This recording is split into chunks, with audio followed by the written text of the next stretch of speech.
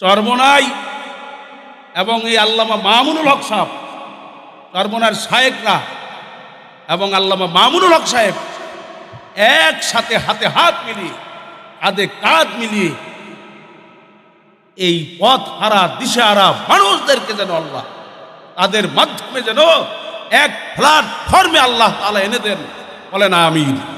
এক মজলুম ছিলেন আল্লামা মামুনুল হক হাফিজাহুল্লাহ, শাইখুল হাদিস ইবনে শাইখুল হাদিস, উপমহাদেশের ভিতরে শ্রেষ্ঠ হাদিস বিশারদ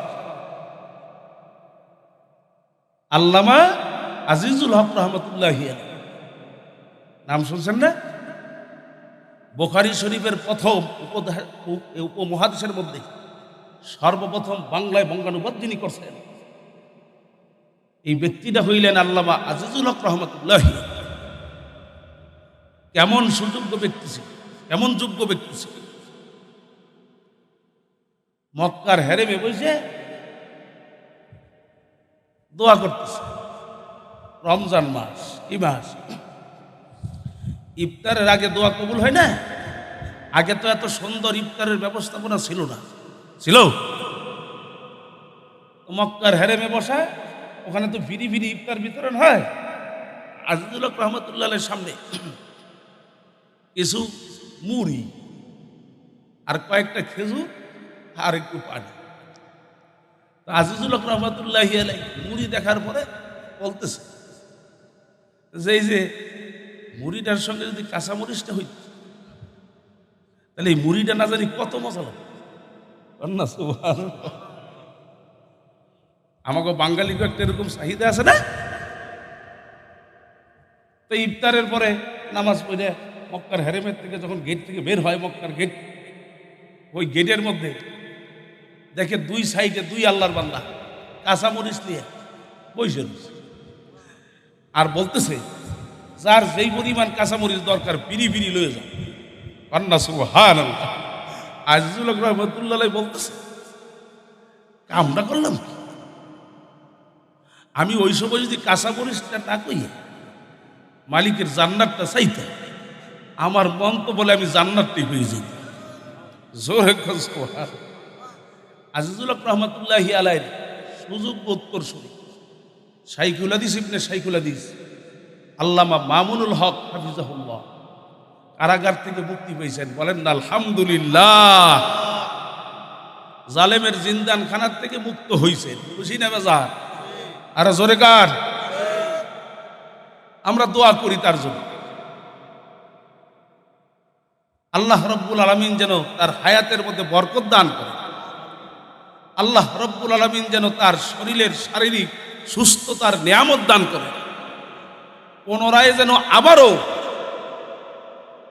কোরআনের পাখি এই জমিনে যেন আবার কোরআনী দাওয়াত দিতে পারে। কি বলেন, কথা ঠিক কিনা? জেলখানা থেকে বের হইয়েই যেই বক্তব্য কালকে দিছে অনেকে হয়তো শুনছে, আল্লাহু আকবার, এলাহে কালিমাতুল্লাহ, আল্লাহর কালেমা বুলন্দ করার জন্য ওনার জীবনকে উনি উৎসর্গ করে দিয়েছে। জোরে কান সুবহানাল্লাহ। খুশি না? আর আমাকে উপরে একটু মুসিবত আসলে আমরা পেরেশান হয়ে যাই। কি না মুসিবতের মধ্যে তিনি ছিলেন, তিনি ওখান থেকে বের হইয়া বড় হুঙ্কার, আলহামদুলিল্লাহ। আর এই হুঙ্কারে মুসলমানের হৃদয় ঠান্ডা হয়ে গেছে। জোরে বলেন, কথা ঠিক না ঠিক? লক্ষ কোটি কোটি যুবকের হৃদয়ের স্পন্দন আল্লামা মামুনুল হক। জোরে বলেন, কথা ঠিক কিনা? জালেমারা যেটা চাইছিল যে তার জনপ্রিয়তা কমাবার জন্য, জনপ্রিয়তা বাড়ছে না কমছে? আরো জোরে কর, কি পরিমাণ যে বাড়ছে এটা আমি হিসাব করে আপনাদেরকে বলতে পারি। ভাইয়ের আমার, ইজ্জতের মালিককে। আরো জোরে কর, এই জিহ্বাটা দান করছেন। জোরে কন, কথা বলার শক্তি কে দান করছে? এই কথা বলার শক্তি আল্লাহ দান করছে। ভালো করে বুঝবেন, আলেমকে আপনি ছোট্ট চোখে দেখার, ছোট করে দেখার কোনো সুযোগ নাই। এই কোনো সুযোগ আছে? হ্যাঁ, আলেমের ওর কাছে কেউ যাইতেছে না কাটার ভয়ে। কিন্তু যখন ওই কাটাযুক্ত গোলাপ গাছের মধ্যে একটা যখন গোলাপ ছিটে যায়, একটা ফুল যখন ছিটে যায়, তখন ওই কাটার গুতা খাইয়া ওই ফুলটাকে ছিঁড়ার জন্যে ওই গাছের কাছে যায়। তখন ওই গাছটার মূল্যায়ন হয়ে, যারা বলেন কথা ঠিক কিনা? বলে আমি আজিজুল হক গোলাপ গাছের মতো, আমার কোনো মূল্যই ছিল না, কিন্তু আমার থেকে ফজলুল করিমের মতো একটা গোলাপ ছিটে গেছে। এই গোলাপ ছিটার কারণে আজকে আমার এত মূল্যায়ন, ফজলুল করিমের মতো গোলাপের কারণে এত মূল্যায়ন।